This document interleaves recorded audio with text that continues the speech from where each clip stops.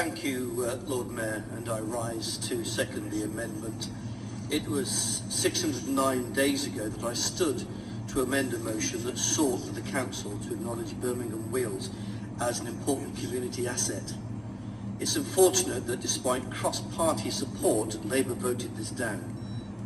In the days that have passed since, licensees at Birmingham Wheels have been left in the lurch with the Council paying lip service to the fact that they have an obligation to either allow the operators to remain on the site or indeed find them an alternative site with the same or improved provision. It is a testament to the Labour administration on the war on cars that they seek to use knotweed as an excuse to close the site and deny a community of thousands the opportunity to come together and enjoy various sports. The site at Birmingham Wheels isn't just about driving fast cars around a track. Over the decades, it has been operating and has supported hundreds, if not thousands, of children in the probation service, and more recently, it has helped young people with mental health and special educational needs to find an outlet from the struggles of everyday life. Now, we hear a lot about about a legacy for sport in Birmingham after the Commonwealth Games, but his actions do speak louder than words, and through the vendetta, as I see, through his vendetta to close the site, he is reducing the level of provision in Birmingham. This site houses the country's only purpose-built speed skating track that has nurtured the talent of British champion Jack Kelly, as well as record-breaking Will Dobson, who's travelled all over the world to represent our country.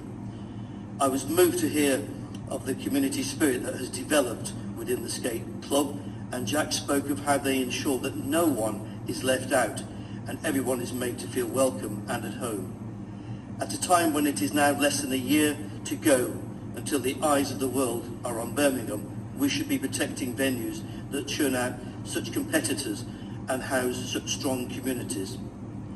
If the Labour administration plough on with the plans to close the site without suitable or adequate replacement provision, we will see hundreds of cars pouring out onto the streets in communities we represent.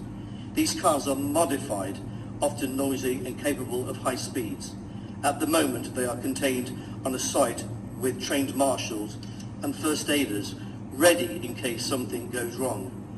Without that site and the safety measures mechanisms, around them in place at the moment, will disappear, has the potential to cause disruption and threatening the road safety of children and parents across the city. Lord Mayor, the operators at Birmingham Wheels aren't being unreasonable.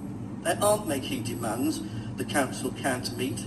They have proposed a sensible and common sense approach that would mean the site and communities can continue to thrive and grow, as well as the council gaining land to develop.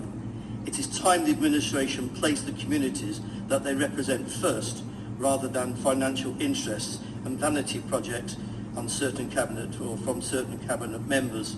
And can finally add that I do recall that when I mentioned in my last speech on the 14th of January of 2020, I was made aware that Sir Albert Bohr was instrumental of setting up of the park and the trust when it was run by the City Council and the probation services. Lord Mayor, I hope this will continue. Thank you. Thank you very much.